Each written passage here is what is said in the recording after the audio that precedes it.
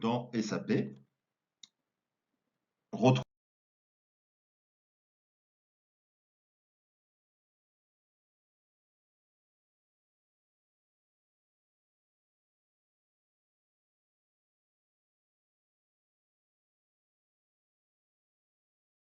sur les réseaux sociaux et abonnez-vous pour maintenir la gratuité des vidéos et des supports, mon blog, ma chaîne YouTube ou Twitter.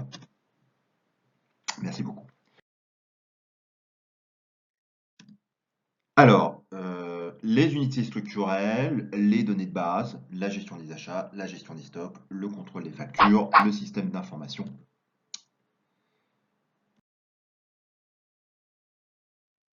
Donc là, la définition des unités structurelles. Le mandant est le niveau hiérarchique le plus élevé du système SAP, correspond à un environnement de travail. Donc, quel que soit le système, que ce soit un R3, un ECC, un S4HANA, ça reste la même chose.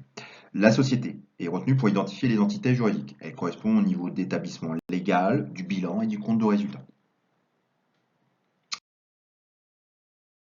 Le mandant y accède, transactionnellement bien sûr, ou via une fiduciarie, via la gestion des mandants, SCCK. La société, dans laquelle on va saisir des paramètres globaux. Plan comptable, société SL, données de contrôle de crédit, plan comptable national, etc. Définition des unités structurelles.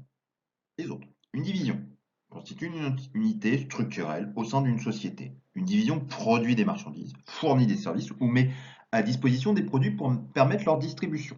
Il peut s'agir de l'un des sites suivants, une unité de production, un centre de distribution, une agence commerciale régionale, un siège de l'entreprise.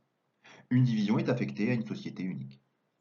Les magasins représentent des unités structurelles permettant de gérer plusieurs stocks pour des articles différents au sein d'une division. On peut distinguer par exemple le magasin des matières premières et celui des produits finis, ou bien considérer un lieu géographique différent. Un magasin est affecté à une division unique. Donc, dans le paramétrage d'une division, on va définir, copier, supprimer, contrôler cette division. On va la même chose pour le magasin. Dans le paramétrage, on va gérer au sein d'une division un ou plusieurs magasins. Définition des unités structurelles. Continuons. L'organisation d'achat. Elle représente une unité structurelle dont le rôle est de négocier les conditions générales d'achat avec les fournisseurs pour une ou plusieurs divisions. Elle est également en charge des approvisionnements pour ces divisions.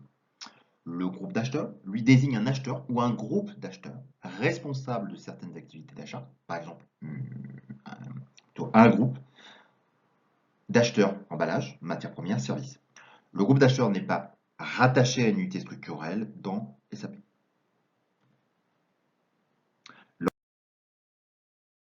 L'organisation d'achat, paramétrage, on va gérer nos organisations d'achat. Groupe d'acheteurs, on va créer des groupes d'acheteurs dans le paramétrage.